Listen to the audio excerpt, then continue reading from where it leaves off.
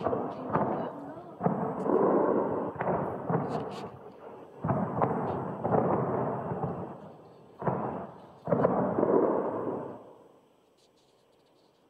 these are the sounds of explosions heard in the early hours in Tehran. These were the first pictures that came into us at around 3 a.m, and it's reported that 3 waves of strikes took place.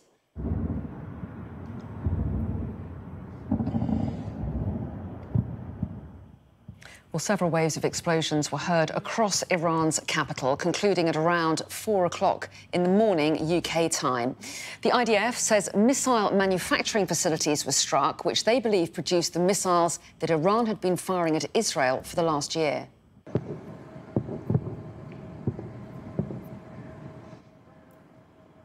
And what you're seeing and hearing now are apparent interceptions by defence systems in Tehran.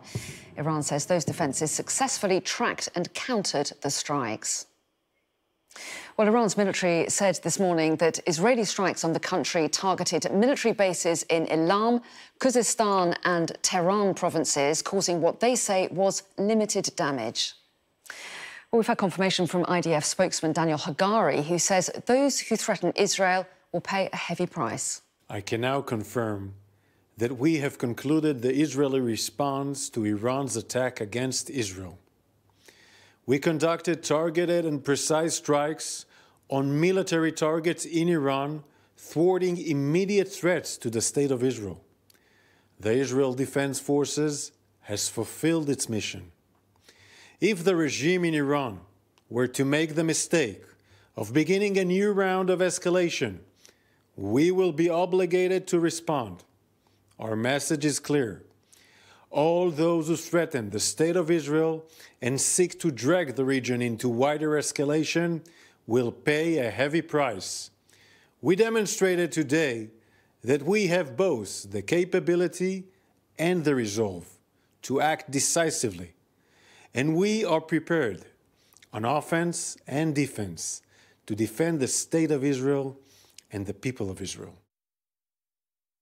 Well, Israel's Prime Minister Benjamin Netanyahu was pictured along with Defence Minister Yoav Gallant and other military officials at a meeting in the Israeli Defence Ministry headquarters in Tel Aviv during the strike on Iran. The Israeli government press office also released this photograph shortly after those airstrikes were launched. And these are the latest pictures of the skyline in Tehran. Iran's military says that damage was limited. Well, let's cross live now to Jerusalem. Sky's Adam Parsons is there for us this morning. Hello to you, Adam. So Israel had been threatening retaliatory action against Iran for some weeks. That's now happened. How significant a moment do you think this is? I think it's a very significant moment in the crucial relationship between Israel and Iran, because remember, Iran has launched 2 barrages of ballistic missiles at Israel over the past year or so. And in return, remember, Israel has launched an airstrike at Iran's consulate in Syria and carried out an assassination in Tehran. So you would say up to this point, there's been significant provocations on both sides. Israel has also, of course, launched a big ground offensive over the past month into southern Lebanon against Hezbollah, a group backed by Iran, and has been relentlessly attacking Hamas in Gaza, also backed by Iran. And in Gaza, more than 40,000 people are believed to have died. And Iran has a series of proxies in this region, not just Hezbollah and Hamas, but also the Houthis in Yemen, Islamic Jihad, and a series of others who Israel have consistently said imperil its safety. But this is something different. This is the biggest attack on Iran for decades, probably since the Iran-Iraq war. It's been condemned by, let's say, Saudi Arabia as being a violation of sovereignty, but it has been supported by the US and by the UK as showing Israel's right to defense. A few sort of fundamental facts about it. Crucially, what Israel did was to attack military sites. It didn't go after nuclear facilities, didn't go after oil fields, didn't go after those really high-profile individuals. It did, well, frankly, it did what the United States wanted it to do, which was to go after military sites. We understand these are predominantly missile storage facilities, air defense systems, and also command centers for the Revolutionary Guard. So they haven't gone to that highest level of provocation to go after nuclear facilities and oil fields. But make no mistake, this is going to be portrayed in Iran as an act of war, although already I understand that the Iranians are putting this out and saying that there has been very limited damage and that what they see this is as a sign of fear on behalf of Israel.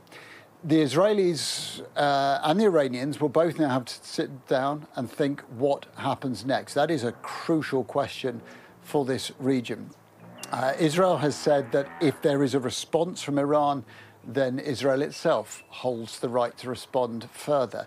And that is a line that I think Israel is using in a number of places. I think up in the north of this country, they seem to believe that the ground offensive against Hezbollah in southern Lebanon is going well. And I understand that when they do withdraw troops, it is going to be on the understanding that if Hezbollah then performs some kind of reprisal of its own, then Israel will come back even harder. That is probably the message that they are sending to Iran here, is that if you respond, then we may come back at you. The problem is that the Iranian regime will feel under pressure, clearly, to do something about this, to not just sit back and accept the series of missiles landing on its territory. This, of course, comes against the context not just of those offensives in Gaza and in southern Lebanon, but in the US presidential election, which is just round the corner. In Israel, Benjamin Netanyahu will be looking to see what Donald Trump would offer him, what Kamala Harris would offer him in terms of support. And in the wider world, well, clearly we know that America will continue to back Israel. Question will be, what will be Russia's view in terms of rolling in behind Iran? What will be the attitude of the Saudis, the Jordanians, and so many others?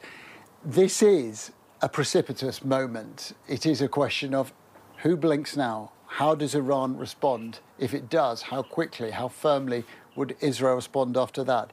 This could be a point where Iran tempers itself, where this dies down, or we could look back and see this as a tipping point where conflicts in and around Israel turn into something more wide, more all-encompassing.